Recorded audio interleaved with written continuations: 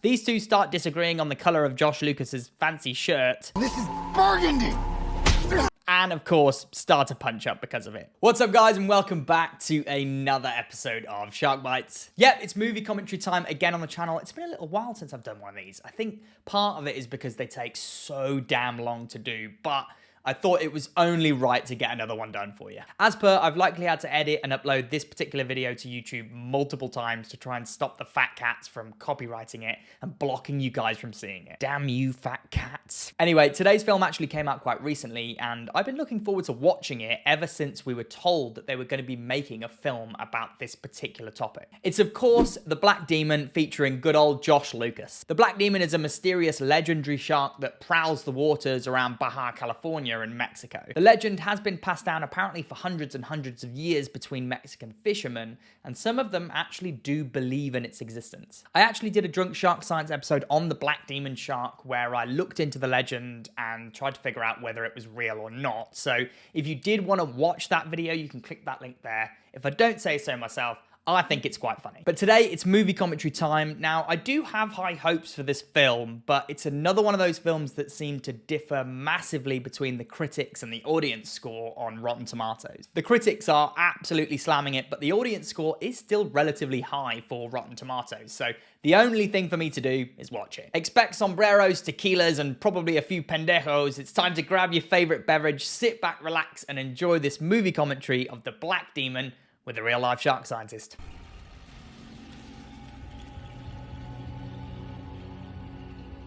So before our little intro movie title there, we get this pretty confusing first scene with these dudes who are planting or investigating some kind of underwater bomb attached to the base of an oil rig. This dude here, Nacho, of course they've called him Nacho.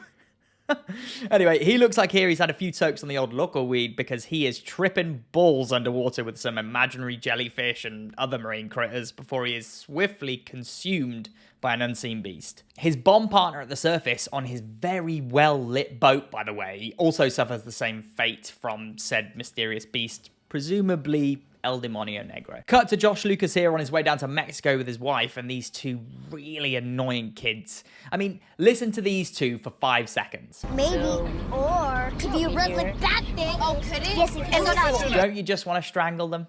Yeah, me too. Are we really gonna have to deal with these two for an hour and 40 minutes? Please, God, no. To be fair, the little lad somehow has the wit to make this joke to his sister. You don't want to talk. The only pirate you know is the one at the bottom of Captain Morgan. Shut up! That is a burn. Wait, hang on a minute. Isn't she like 15? I'm pretty sure I was only on the Alco Pops at that age, but she's supposedly on the hardcore rum. That is some strong parenting skills, Josh Lucas. Senor, hello. Excuse me. Do you speak English?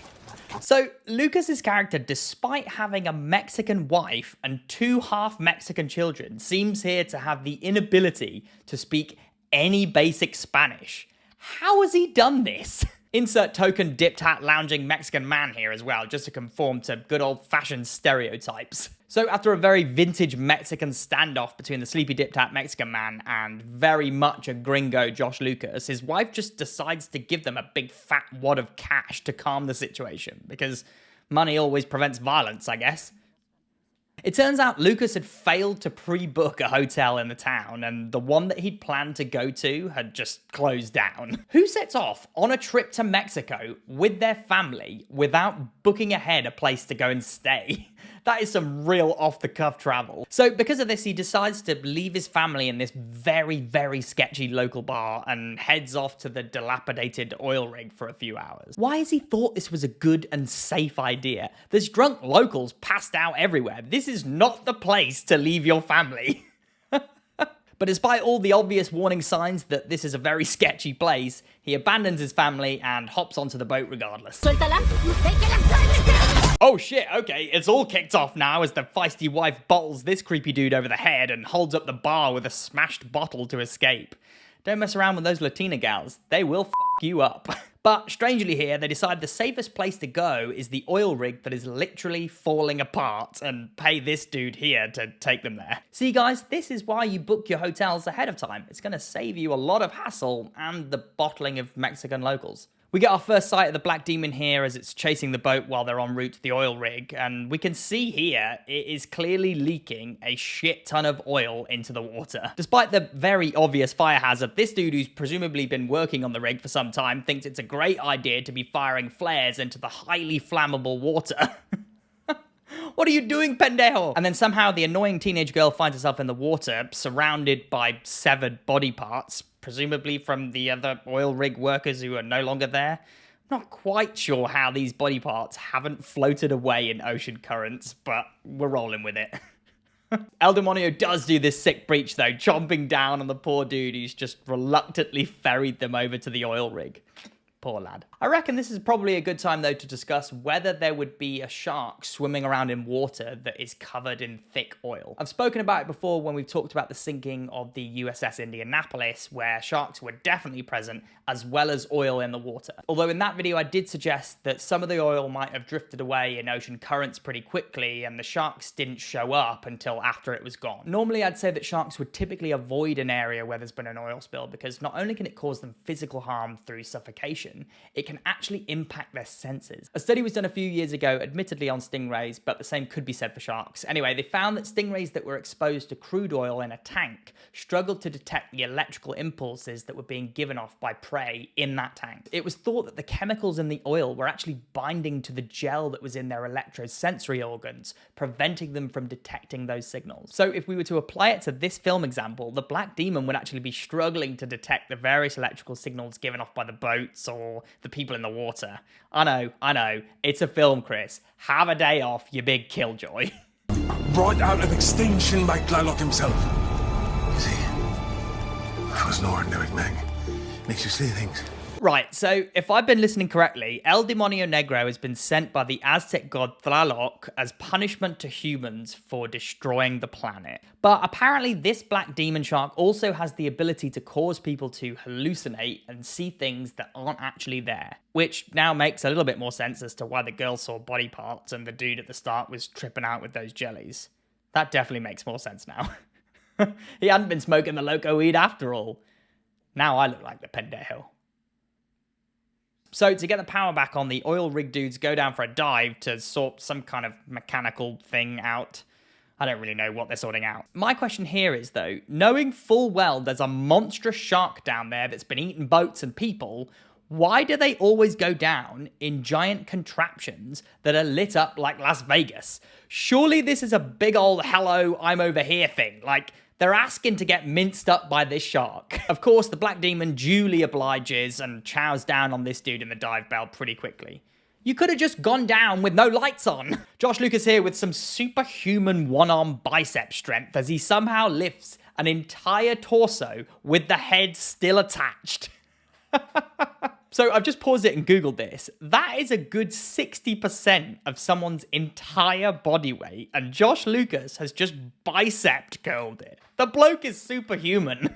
These two start disagreeing on the color of Josh Lucas's fancy shirt. This is burgundy! And of course, start to punch up because of it. This is why women think we're all Neanderthals. Some of the dialogue in this film though so far has been absolutely terrible. Like, really, really bad. Also, that's definitely maroon. I reckon that's gotta be maroon. What do you think, guys? Red, burgundy, or maroon? Let me know in the comments. Hang on a minute. You're telling me here that Josh Lucas can basically lift a body out of the water with one arm, but he can't twist a valve? Come on, man. What is happening here? Someone else falls into the water this time. I think it was the young lad. Is that all these kids were brought in for? To fall into the water and be annoying? Watching the Black Demon chase Josh Lucas here, though, as he's swimming away, and then it just chomps down nowhere near where he was. This thing was pinpoint precision smashing boats and dive bells earlier, but now it's suddenly missing on really easy bites. Maybe here, El Demonio Negro is struggling with the oil slick in its ampullae of Lorenzini. I think I'd be giving way too much credit to the producers there if I honestly thought they had put that in on purpose. Okay, so if I'm keeping up here, Lucas's character has been signing off on the oil rig safety reports for years, despite the oil rig not being safe at all. Ooh, you naughty boy. And now the Black Demon's come to enact its revenge on him for doing this, so it turns out that Lucas is the real baddie of the film. I think. if I'm keeping up. We then get this really weird reflections montage here where Lucas is describing how he was forced into signing off on the safety reports because they were going to fire him if he didn't, which is then all interspliced with stock footage of the planet being pillaged by humans. What is going on? After a quick group prayer session and a smooch, Lucas dons his scuba gear here as he gets ready to dive down and collect the bomb that's been planted on the oil rig by those two guys at the beginning. Because the bomb was planted to destroy the oil rig with Josh Lucas's character on it so that it killed him, I think. I'm not sure. I'm a little bit lost, guys. I